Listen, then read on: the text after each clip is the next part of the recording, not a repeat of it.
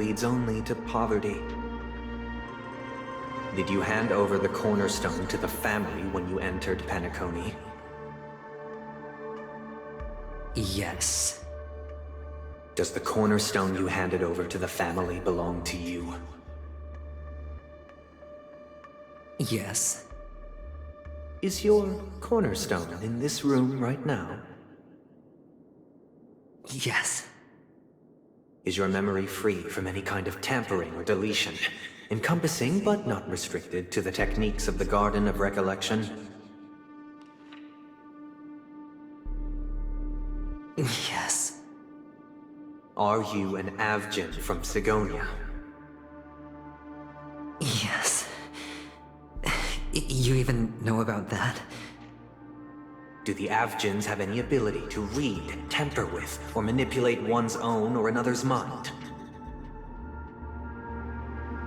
No. Does it matter? Do you love your family more than yourself? Yes. All the Avgins were killed in a massacre. Am I right? No. Are you your clan's sole survivor?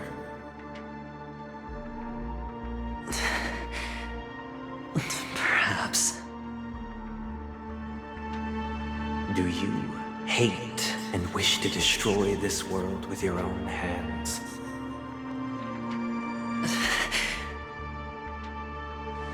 I don't know. Interesting. Now, the final question.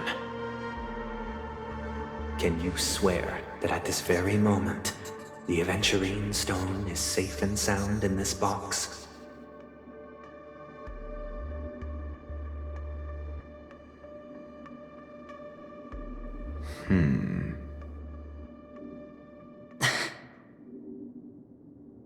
Of course.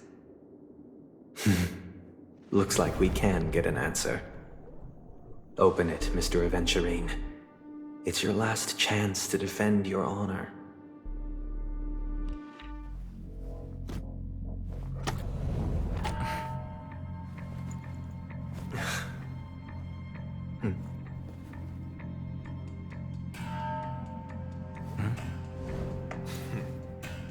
Please.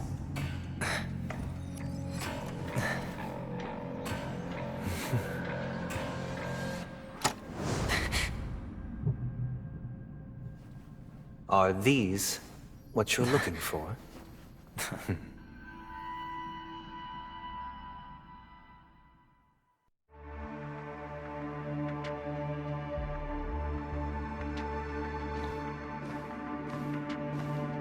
Since you came as promised, learned doctor, does this mean that you are willing to take the side of the family in this farce?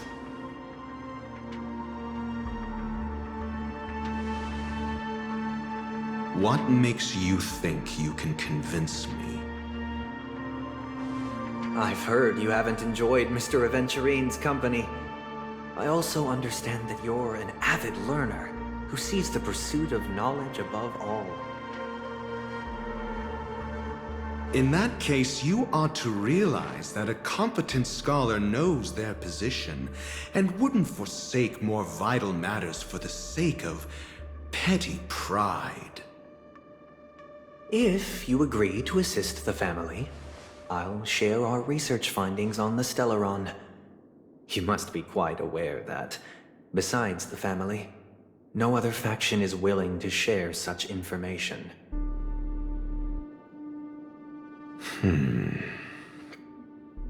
Cut to the chase. What do you need from me? I need Mr. Aventurine's comprehensive plan. Haven't you confiscated his cornerstone? You can't expect a featherless bird to take flight. But I've also heard the 10 elites in the Strategic Investment Department have united, progressing together in the interests of the IPC. You'll have to speak more clearly than that. The cornerstone, which Mr. Aventurine surrendered. Was it really his? You question whether he would entrust you with someone else's cornerstone. The 10 Stonehearts aren't as united as you think. Cornerstones are significantly more precious to them than their very own lives. But you know that he's a crazed gambler. The more vocal he is about it, the more cautious I must be. I never imagined someone would share his way of thinking. Honestly, you should see a shrink. Bring it. The box containing the cornerstone is unique, and only IPC senior staff and related members can access it. But I happen to be among them.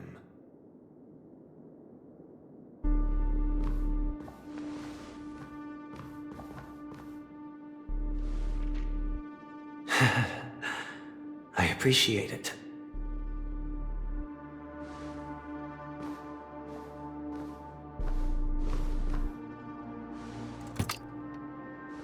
Unfortunately, your guess is correct.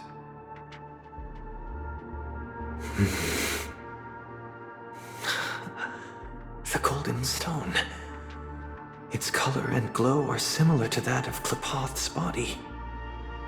This is the very ruse he intends to use to fool you. He won't reveal to you that the 10 Stonehearts chisel their own will into the cornerstones, granting them an unparalleled radiance. And this golden stone is also known as a topaz, not a venturine. And it belongs to Topaz. So, do you wish to confront him? Not at the moment. I'm more interested to know the location of his cornerstone. The safest place somewhere you'd never think of. Because he never intended to hide it. In fact, that cornerstone has been in your hands from the very beginning.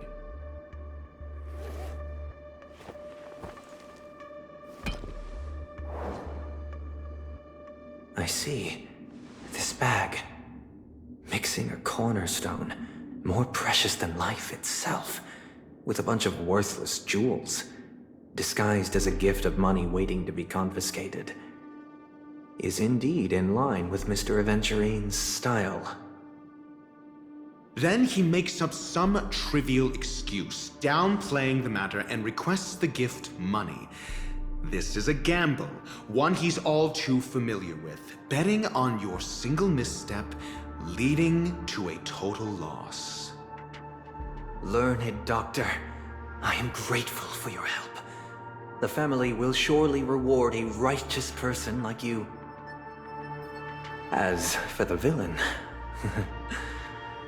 I hope he retreats in humiliation. It was all thanks to your friend with a keen eye that I could add a blot of utter failure to your storied career. Ratio, you wretch.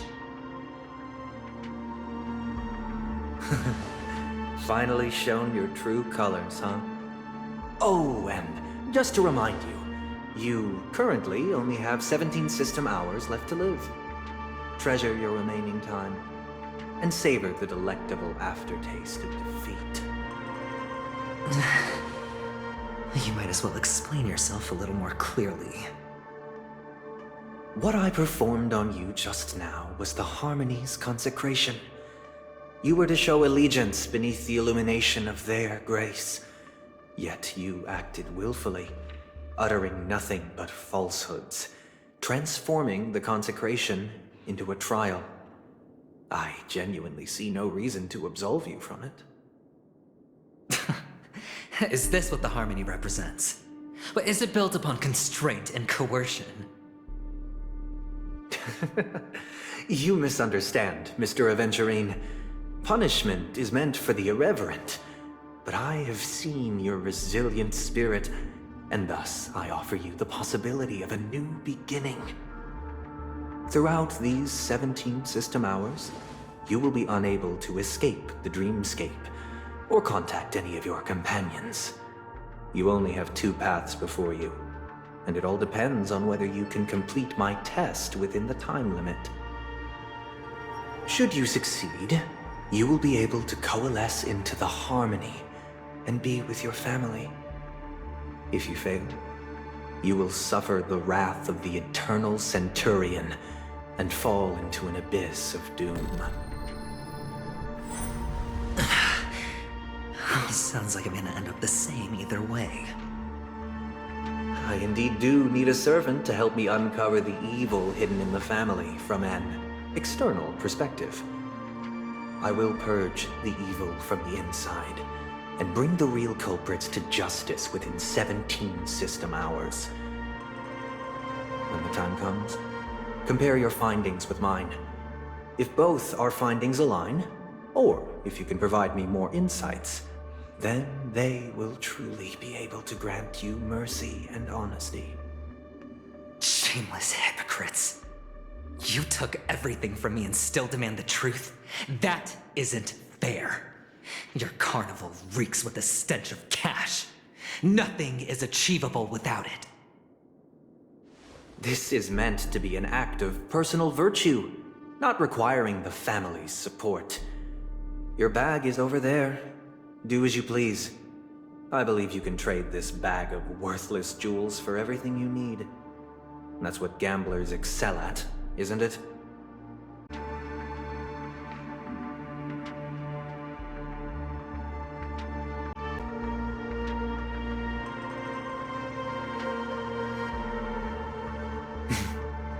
Off you go, Mr. Aventurine. You are free. I will wait here for your good news.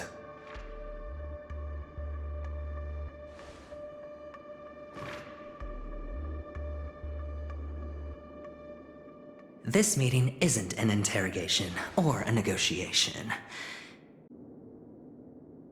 It's an outright execution.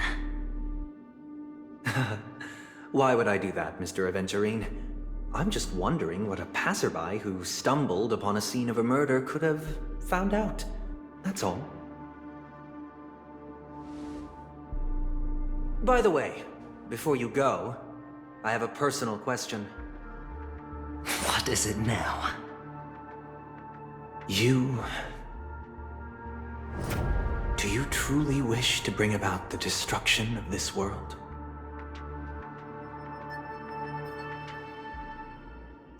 Kakavasha! Where did you go? Oh, are you injured?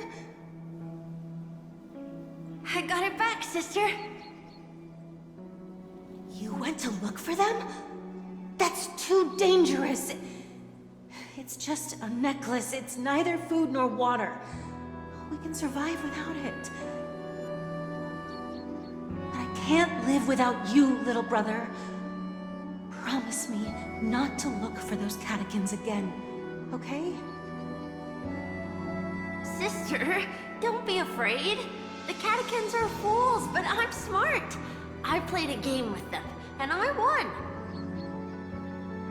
One? What happened exactly? Tell me. I made a bet with them. The 2 birds in the desert and me. Who will die first? I won. They suspected me of cheating, but I didn't. I won fair and square.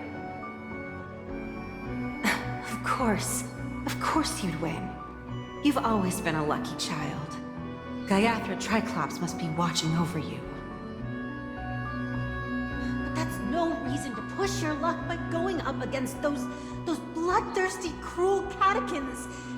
Have you forgotten how Mom and Dad... Look, this is just a necklace. But Kakavasha, you are my only family.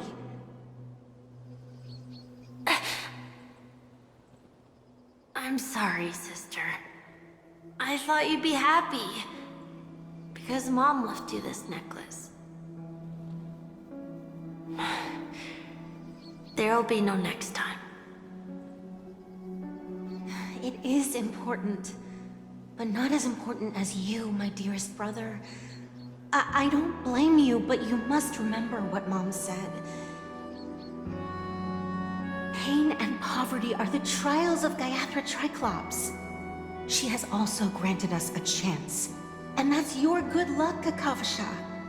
Your good luck is the most precious wealth we all Avgin have. You're a child blessed by Gayathra Triclops and can lead the clan to happiness. So always remember to protect yourself and never resent the pain and poverty you're going through. All right?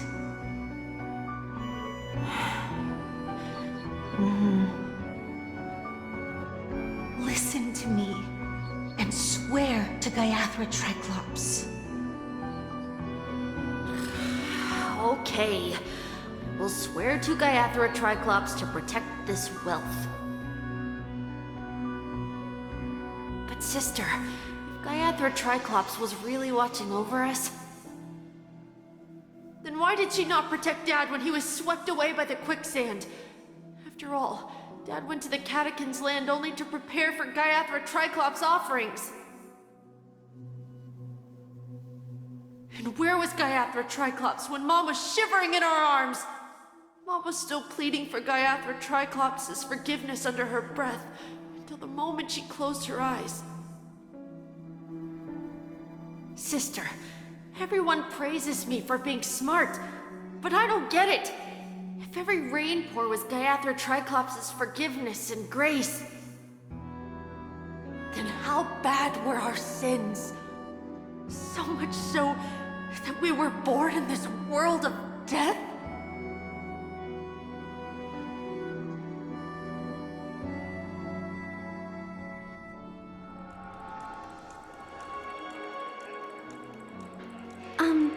Excuse me. I can't seem to find any information on this artist in the Iris family archives. The photo you provided also doesn't show any matches. Just as I thought. I'd like to ask, what kind of traces do people leave when they enter a dream? Are you referring to the records when you enter the dream pool? The equipment will monitor physiological indicators, such as heart rate, blood oxygen levels, and body temperature in real time. This data will be included in statistics and handed over to the family for the screening of any data anomalies. Immediate action will be taken once any illegal behavior is detected. I apologize. The hotel does not have access.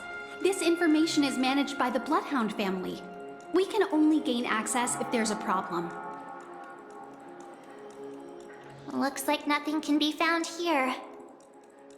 At least we know who to look for next. We can ask the Bloodhound family for information. Thank you for your assistance, Miss Allie. By the way, is Miss Robin doing fine? We are looking forward to her performance.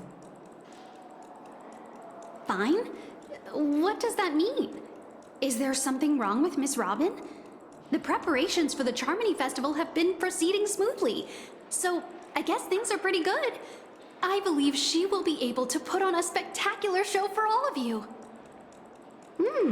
I'm sure. Sure enough, no one knows about Miss Robin. I'm not surprised. But that Miss Firefly is truly mysterious. There's no information on her in the hotel system. Even if she's a stowaway, she should have a disguised identity after entering the planet. She's also in the running for the legacy. How is she going to sneak into the dreamscape unnoticed? Is there any other way to enter a dream? Besides the hotel room's dream pool? The Memo Keepers have abilities that are difficult for normal people to comprehend. In the memory zone of Penacony, they thrive effortlessly, a fact proven to us by Black Swan. The hacker girl from the Stellaron Hunters used extraordinary means to unlock the Dreamscape Hotel's seal. According to the scene witnessed by him, it is likely that they are behind Miss Firefly's case.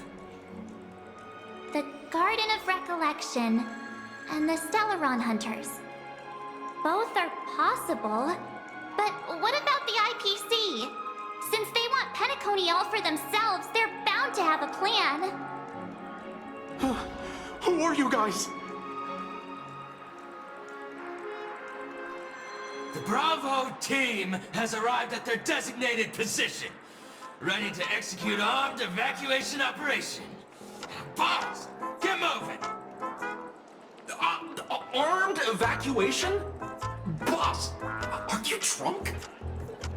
What do you know? It's more efficient this way.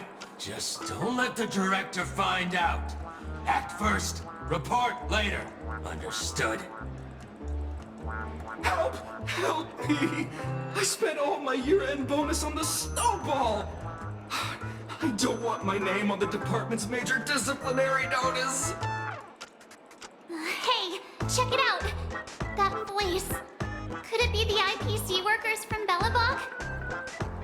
To all guests, the IPC will be conducting special operations within the hotel. Please follow the staff in charge of evacuation to the designated safe zones, or compulsory measures will be enforced. I'll request a beating for you lot!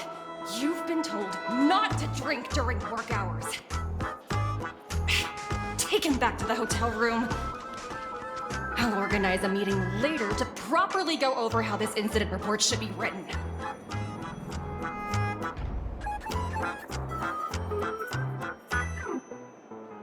Miss Topaz?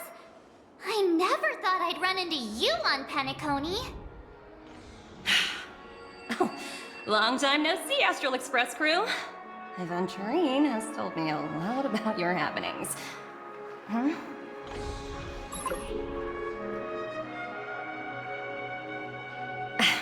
It's fine. Do as they ask, and try to avoid any conflicts with the family. Report to me before taking any action. Yes, all right. As you see, the IPC isn't very popular here on Penacony. Cordiality from the family is a mere facade. The former frontier prison has turned around and cuffed its shackles on the IPC staff now. Only Aventurine, who carries an invitation, is allowed to attend the banquet. An entourage like us, we can only sit around in the reality hotel, unauthorized to even enter dreams. No wonder Aventurine's scrambling to partner up with someone. The IPC can't back him up in the dreamscape. His situation isn't optimistic, I hear. You're all helping to investigate some dirt on the family, are you not? Let me know if you need anything outside the dreamscape. The IPC always treats its partners well. Thank you, Miss Topaz. We're on our way to the Hounds to verify some intel. Perhaps you've had dealings with them? Yep. They're tailing us right now. Why not go and talk to them? They don't take the spotlight off me. Being constantly stared at is really uncomfortable.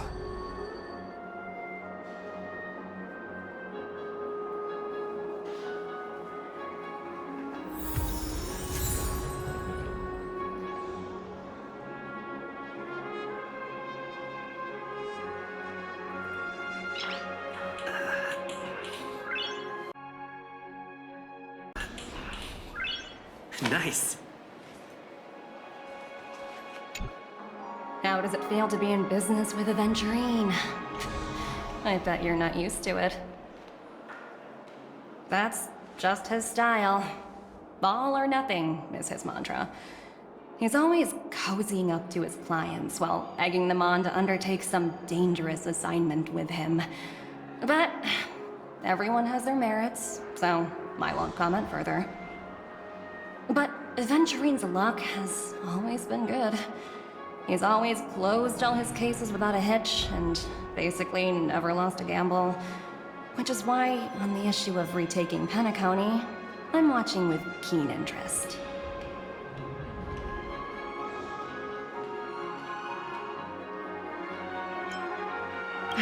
Of course.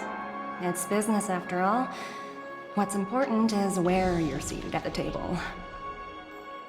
As for the two cases, apologies, but I don't have much info on them either. All I can do is ask you to keep digging for more details.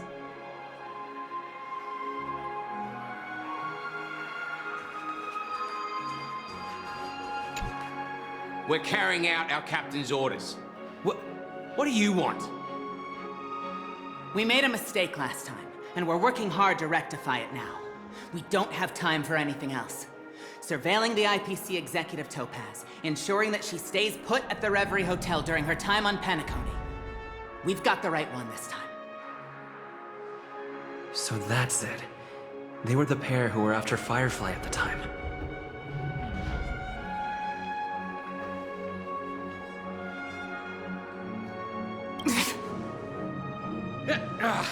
It's you again. Back for more trouble? We're not afraid of you this time. Well, spit it out. Stop bothering us if you've nothing important. So you know each other. Why do you keep running into people you've beaten up before?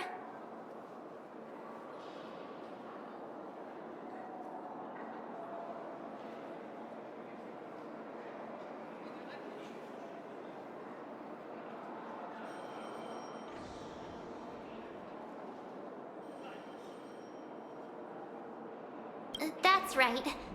We're investigating a murder for the family. Can we speak to your captain about the case? Well... Hey! The security officer instructed everyone to shut their traps before he returned from Dream's Edge. What murder? You'd better stop spouting nonsense. Yeah, that's right. We have nothing to report.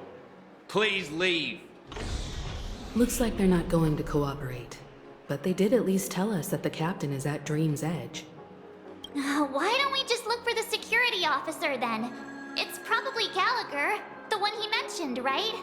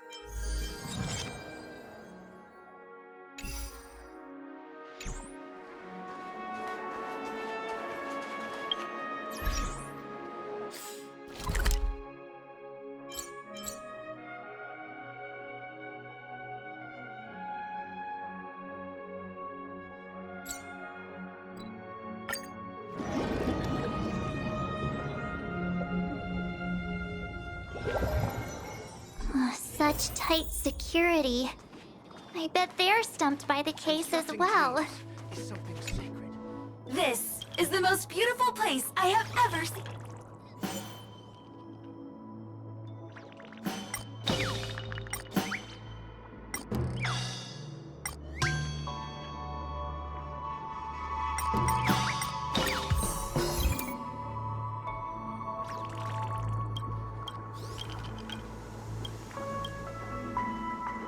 Constructing dreams. May we all find our final destinations.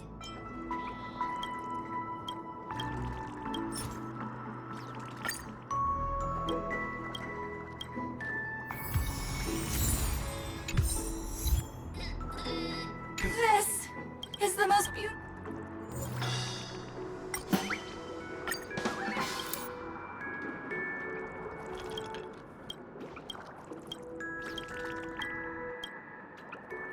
Constructing dreams is something sacred, reflective.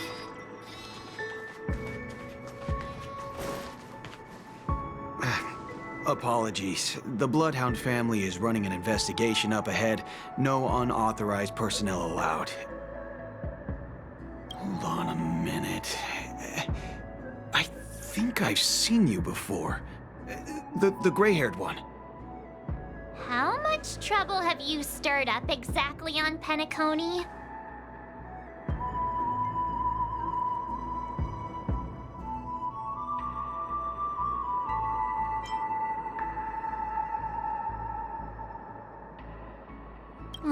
You think you look alike? Wait, are you for real? Not possible. It was you the last time, yelling about some clockwork friendship while beating me up with that silver-haired girl. I'm not letting you get by this time. Please leave, or I'll have to get on my knees and beg you. Huh? What kind of heinous crime have you committed now? Hold on, sir.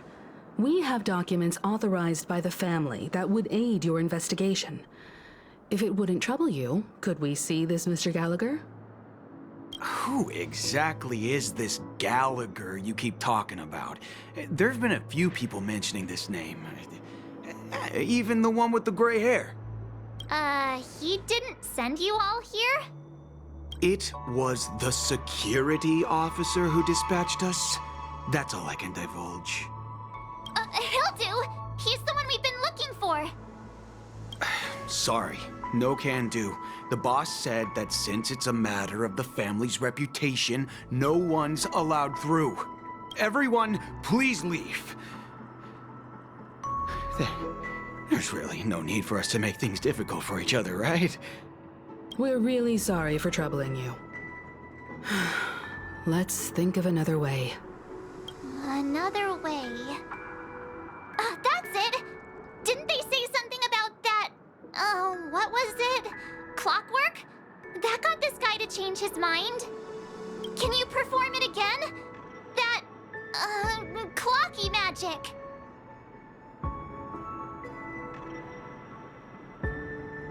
Please?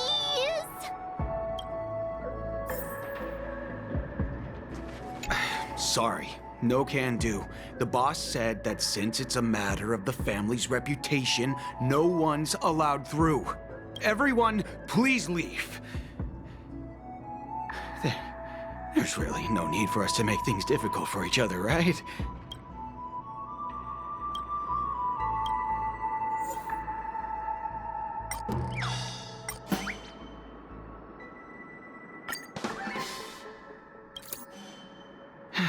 Let me see what time it is now. Whoa! It's this time already! What? Time to clock out! And no one's gonna stop me. What? Huh? This clockwork trick of yours, it's kinda dangerous. At least he won't be getting in our way again. Let's go find that Gallagher and ask him the intricacies of the case. I was wondering what all the commotion was. Huh. Oh, it's you guys. Welcome. Since you made it here, what can I do for you? Hello, Mr. Gallagher, sir. Judging from your tone, it sounds like you were expecting us. Miss Himiko, you're too polite. There's no need to call me sir. Mr. Gallagher, you even know my name. Of course I do. You folks are from the legendary Astral Express, and honorable guests of the Watchmaker. I had an encounter with this gentleman in the Golden Hour. I remember that little silver-haired girl was there too.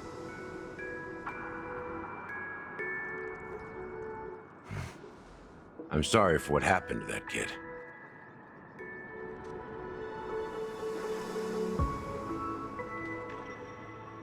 This is also the reason why we've come to visit you, Mr. Gallagher. The Express can't just overlook the death of that child. So we've decided to help the family get to the bottom of it, in the hopes of getting justice for her. The Nameless involved with the family. What an unpredictable twist of fate. Why? What's wrong with the family? It's nothing. On Penacony, everyone loves the family. No matter how much one resists the beautiful dream, when the time comes, they too will find it hard to let go. Who wants to leave a warm nest? Just idiots, little kids, and inebriated fools. Mr. Gallagher seems to be getting at something. You got it wrong. I'm not. You want to discuss the case? Sure, come with me. This is not a good place to talk. Let's go elsewhere.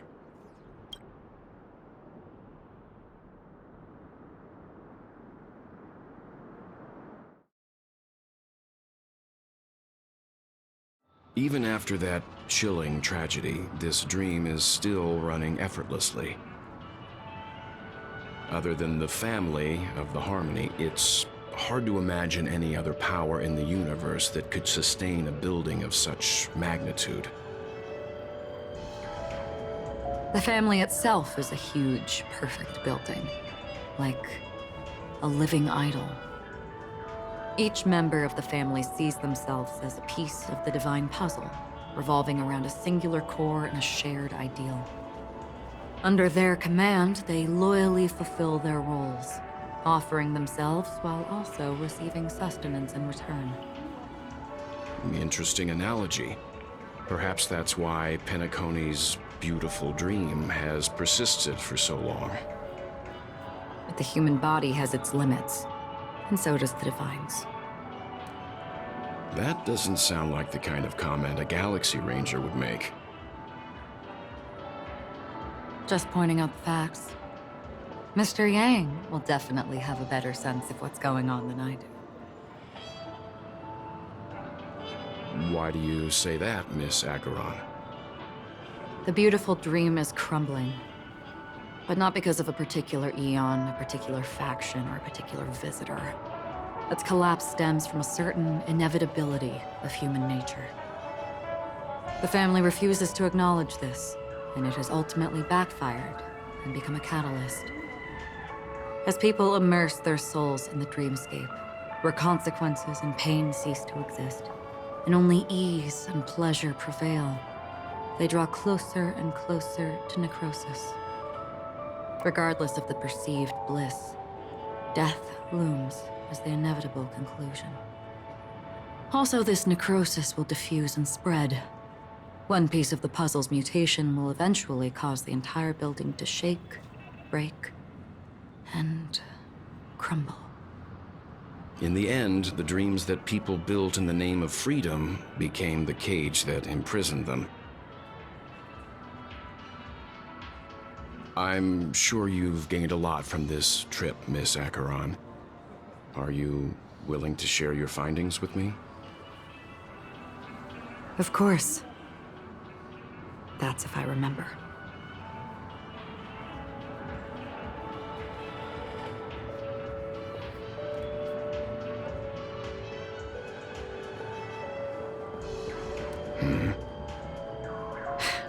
Don't mind me. It's just a habit. Owing to events in the past, I've become easily forgetful. It's only when this sword is unsheathed that those hazy memories start to become clearer. Take your time. That should do it. I vividly remember everything that occurred on Penacony. Ask away. The moment of daybreak. I've heard that's where the Dawn Factory, which processes the foundation of the dreamscape, is located. Behind the dreamscape's song and dance stand many imagination factories. Workers create all kinds of whimsical works day in and day out in their dreams. Then they return to reality and sleep on a narrow bed in a room. A far cry from luxury. They say it will suffice. Experiencing the bizarre and motley dreamscape is the best reward. There I encountered a young woman who had just come of age. The perfect time to indulge in beautiful dreams. Her greatest wish was to one day move to the golden hour and see the magnificent garments she had woven with her own hands. For certain reasons, her wish was difficult to fulfill. But I managed to bring her a garment. Gilded Hour. It's said to be Penacony's currency center. Yes. It is a fortress-like financial city, the economic heart of the dreamscape. The Pepeshi people of the Alfalfa family are there to keep it running, sending blood that is made from money everywhere on Penacony. Everyone there is exquisitely dressed and always in a hurry. The greatest wish of the local Pepeshi people is for their future generations to work in the Gilded Hour. I've never met anyone who was willing to talk. I could only stand at the crossroads, watching crowds of people hurrying like the wind through the jungle of steel, only to deposit the alfalfa credits that they'd earned into the bank's vault. I don't know if they would open the vault door, but before I left, I witnessed a well-dressed Pepeshi person plummet from the sky, while those around him continued on their way, unfazed. I hear the Blue Hour is very romantic. Do you have any tales to share? Perhaps Mr. Yang has heard. There is a large boat called the Eventide, anchored along the Sea of Dreams, where soft music and dancing persist endlessly every night. I ran into a wizened lady there. She was at the dock, waiting for her long-departed lover to return, waiting for countless hours within time that stood still. In the humid sea breeze, she spoke of her own youth. Like many who desired wealth and love, they came to Penacony to pursue their dreams. Alas, her lover's consciousness was lost in the dark depths of the Sea of Dreams. Finally, she suggested we continue our conversation on a boat in the shallows. I agreed and boarded the boat with her. But she never said anything. Her eyes absent-mindedly gazing at the horizon for what seemed like forever. Finally, we retreated to the beach. The dreamscape of chic, luxury, and consumerism, the moment of dusk. My companions have been there too. Then you all must have seen those who are attempting to realize their dreams. Or have realized them. Scattering money as if it were dust and betting it on all or nothing. Everything has a price, and everything can be bought or sold. Even dreams themselves. I saw an Intellitron there, who was preparing to auction himself.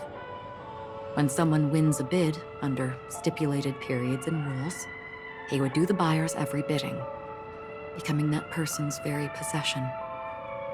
That Intellitron had been auctioned off 12 times, and I participated in his 13th.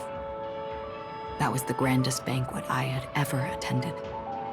But never again did anyone cast another glance at him. This time around, there were no successful bids for him. This is what I've seen and heard along the way.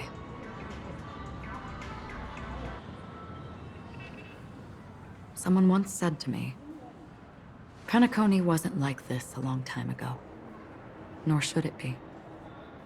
I've traveled through the reality and dreamscape of the planet of festivities, watched the tides of night rise and fall when time stopped for people, where the spirits of the rich and impoverished remain forever fixed on their own scales. This is why I think the collapse of the beautiful dream is inevitable. There might be a way to change everything. Perhaps. But if this is indeed the world that people desire, if this is precisely why life chooses to slumber, should we still seek to change it?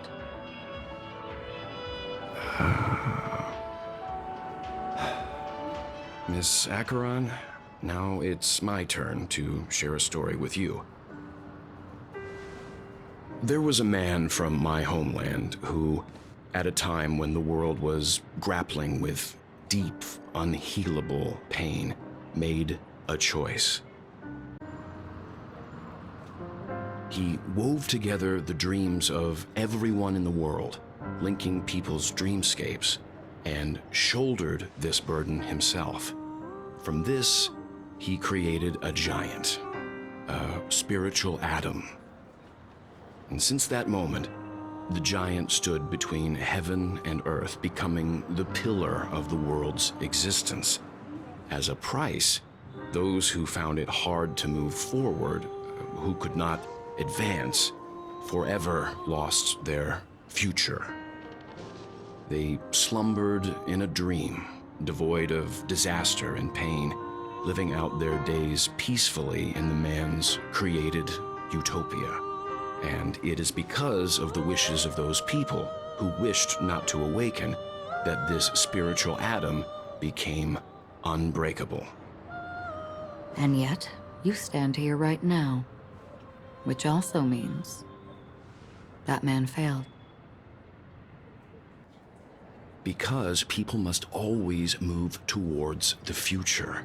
Even if human weaknesses make them pause when they truly cannot move forward, humanity will eventually seek a way to save itself.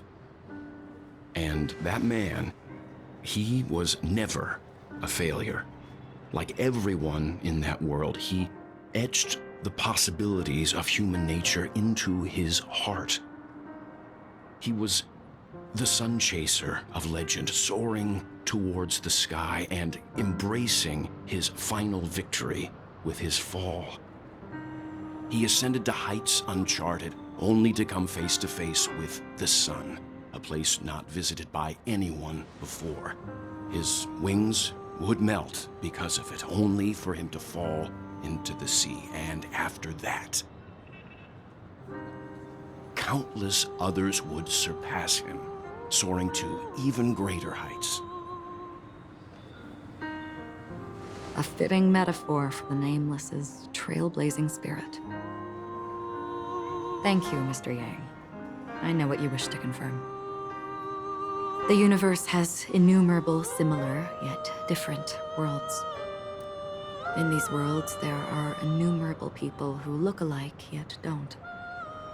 I, too, have embarked on journeys, encountering old friends with familiar faces on different worlds, witnessing their destinies follow paths similar to mine.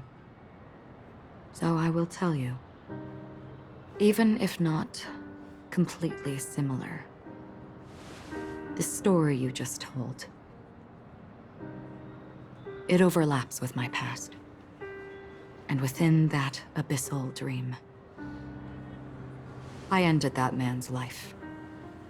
Alone.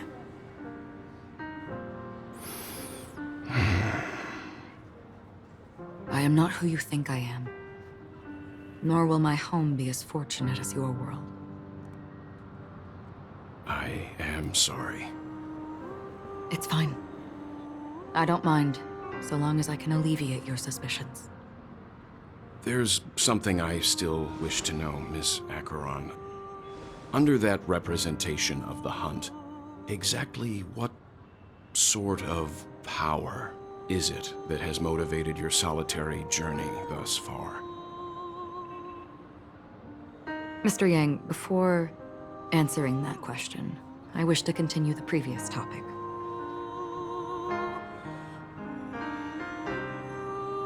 I like your analogy very much. Indeed, birds are born to fly. But in a distant past, their ancestors could only gaze at the sky in envy. They saw that faraway ray of light from above the heavens, piercing through the clouds and blanketing the earth. And so, time and time again, generation after generation, the birds spread their wings and took to the sky, attempting to touch its ceiling, all because the sun was there. Then, what if the last bird finally soars into the sky, only to realize that the end of the light is not the sun, but darkness? Then why, exactly, do we even walk towards the light?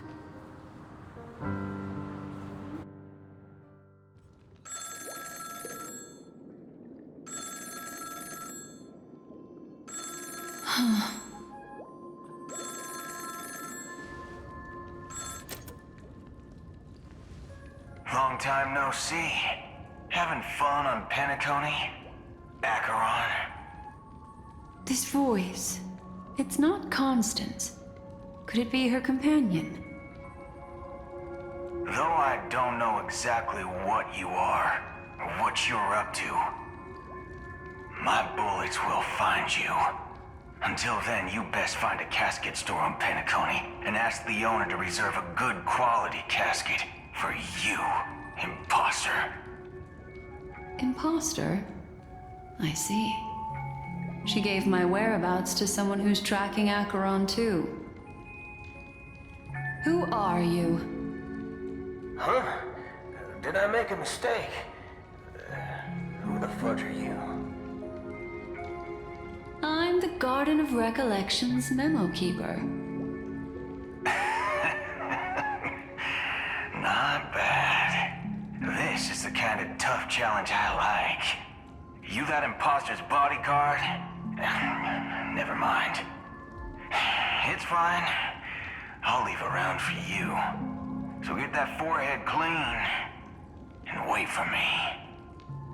I don't know what you're talking about, but you know Acheron, the Galaxy Ranger, yes? I have something to ask you. Are you asking me to write your will? Sure. Go ahead. Not quite. I only want to ask, how exactly did she become a Galaxy Ranger? She's clearly not a path strider of the hunt, but you are, aren't you? Tell me, what's Acheron's deal? Sure. Never thought I'd come across an ally. Fudge, what a stroke of luck. Well, I'll be on Penacony soon. Memo keeper, go buy a bottle of Asdana's white oak and warm it up, and I'll raise a glass to you. That lady's passed. Well, nobody knows. But if all you want is a simple answer, sure, you best get a chair and take a seat. That woman, named Acheron, is an emanator who should not exist.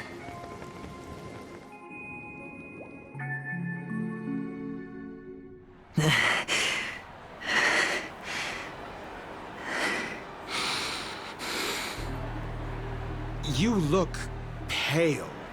Or is that also part of your act?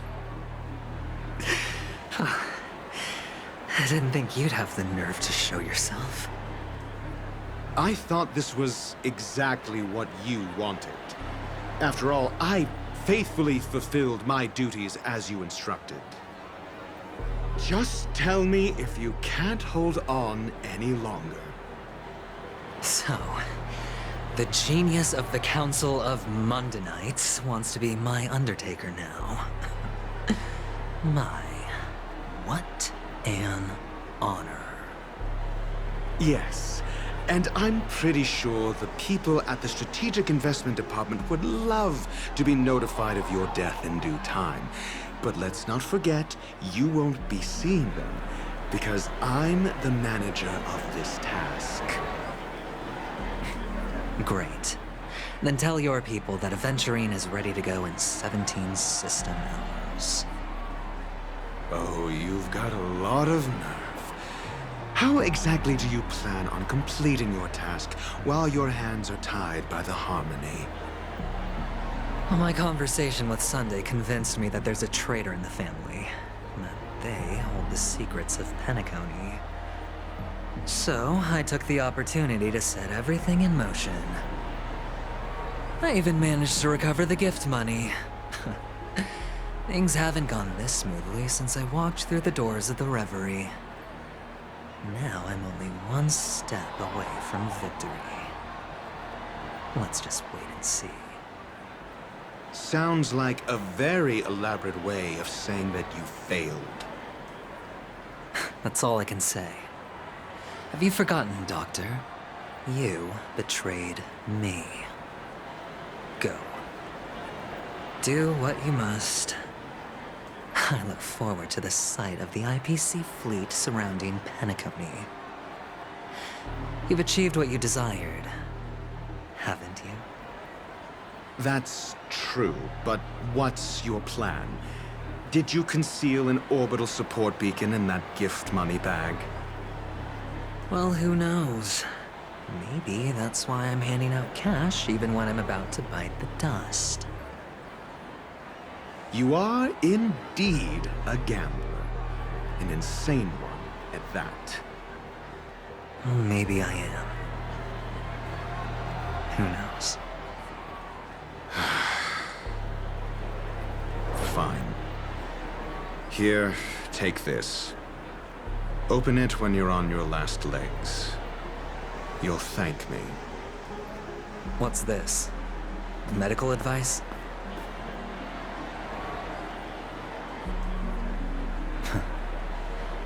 You catch on pretty fast, Doctor. Asking me to solve a case without giving a single clue. How typical of you, you wing-headed scoundrel.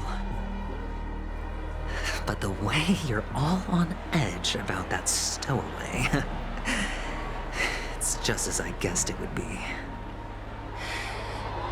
As for now, let the rain of wealth from the IPC fall evenly on everyone.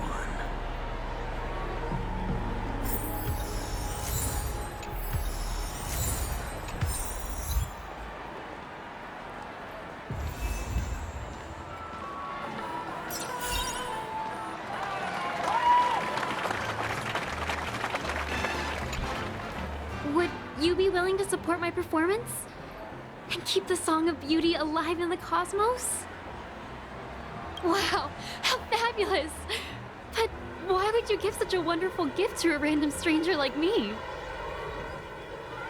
Well, you see, I can't bear to see anyone in this sweet dream suffering from poverty.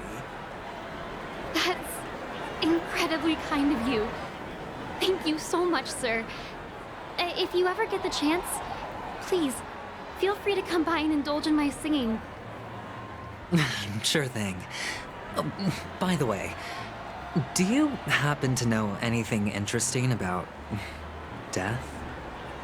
Death? That's a pretty scary topic, and it doesn't really match the mood of this sweet dream. Oh, you see, I'm a tabloid reporter collecting ghost stories in Penacony. As you know, the more chilling the stories, the more attention they get. Maybe you could help me out. Well, if you're up for some gossip, it's not about death, but there have been some rumors about a guest at the Reality Hotel who fell into a deep sleep and didn't wake up. It was like they were in some sort of coma. Nobody knows what caused it, but luckily the customer eventually regained consciousness. Well, all customers are under the protection of the family, after all. Thank you. This will make for a very juicy headline. May Shibe protect us. Unexplained coma. That's actually what happens to your body if your brain dies in a dream.